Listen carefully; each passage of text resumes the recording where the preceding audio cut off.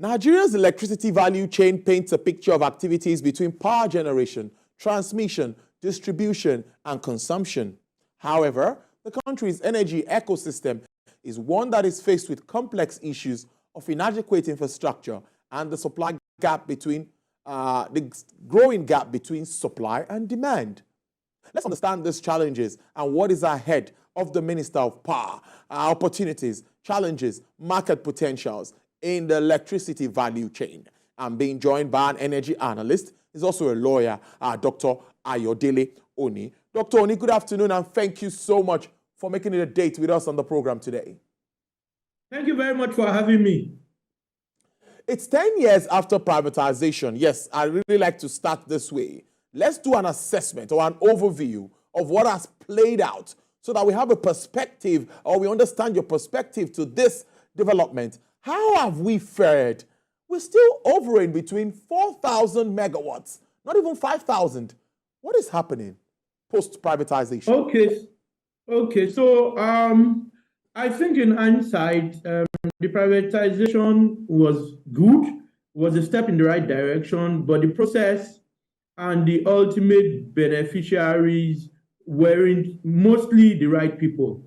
That's why some of them have even lost those assets, particularly from the distribution point of view. You'd realize that when the privatization was done, you had a system where the distribution companies were sold on the basis of their promises to reduce what is known as the aggregate technical, commercial, and collection losses, ATC and C losses, aggregate technical, commercial, and collection losses, because that's the basis.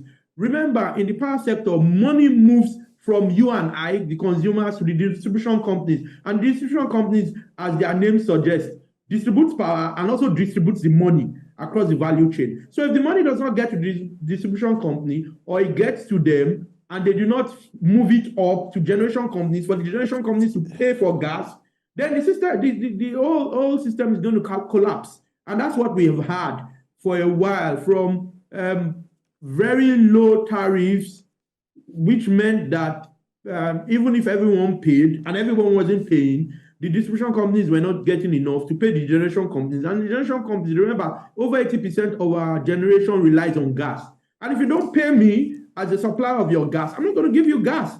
You know, government has intervened a few times. The central banks, you've heard of NEMS, you've heard of all sorts, even metering, all of that to support at some point the payment for gas. Because for a long time, several billions of dollars was owed the gas companies. So they weren't going to supply gas. So it's a value chain thing. Once you have a part of the value chain broken, then we have a problem. Now, during the privatization, people have argued, and I did see that because I was heavily involved in the privatization, advising a number of the companies. The baseline, the basis for agreeing what your ATC and C was even wrong in the first place. You know, many people believe that it was around 40-50%, but it was probably worse than that in terms of what the electricity distribution companies were collecting. The former government-owned electricity companies that were then sold, you know. So we've had those issues. We have had poor investment. For example, between 1985 and about 2015-16, when you had former Governor Fashola as the Minister of Power, there was no investment in the national grid. Imagine that you're supposed to spend $10 billion every year for 10 years, and you spend zero. And year 10, you now realize you need to spend money, which means you should have spent $100 billion. Now, you have to take into consideration consumer price index, all of those things. What was supposed to be $10 billion in a year is probably now $12.5 billion. And you don't even have that money. So you're not going to develop. So we've neglected the power sector for a long time. And you don't expect that unless you do much, much more than you should have done in those 10, 20, 15 years, and you now do it over a period of another 5 to 10 years, you now see serious improvements. But if you do not much more, you're not going to, this is where we're going to end. And unfortunately, that's where we are. From the grid collapses every now and then to a number of distribution companies losing their assets. The guys who bought those companies, because in the first place, maybe they were even the right people in some cases, because, and maybe the privatization could have been done differently. And I say this because if people who barely have money have to put down hundreds of millions of dollars, where then do they find, and they borrowed all of that money, Where then do they find money to improve the assets, to improve the infrastructure? I have only $1 million. I use it to pay for that, to become owner. Where then do I get money? Because no one's going to lend that sector money. Much of the money you see is for off-grid. And the power we need that is reasonable is on-grid. I live in an estate where they charge us over 220 naira per kilowatt hour. So I do 400,000 a month on electricity. That's ridiculous. But I almost do not have a choice. But if it was public power supply, then it would be much, much, much cheaper. So that's where the problem is. Anyone who wants to invest now is looking at off-grid, where they can easily get financing. So it's been a sad story, to be honest. It's been a sad story.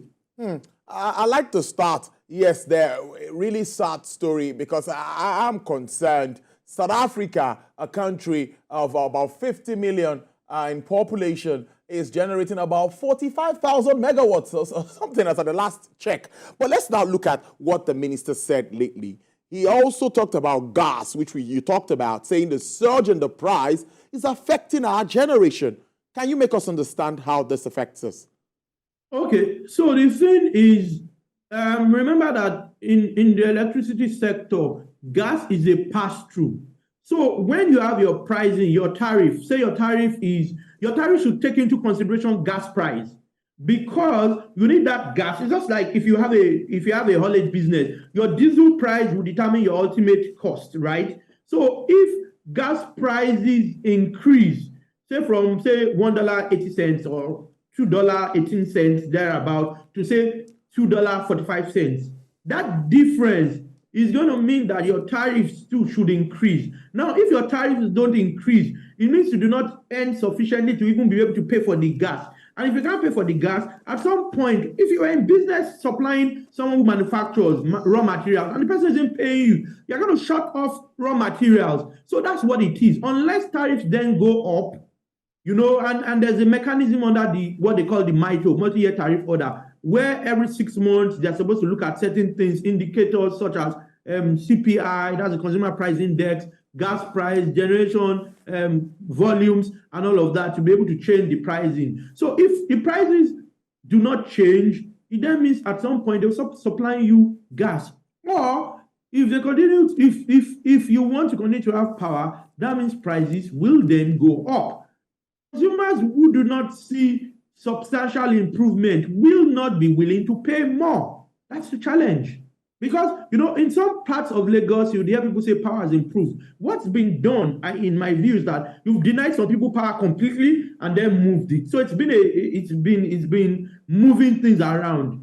If you continue, just the way you say, you continue to motion without moving. Motion without moving means you stay at one point and you continue to go around, but you don't move forward. So I think those must be the minister's concerns, generally speaking.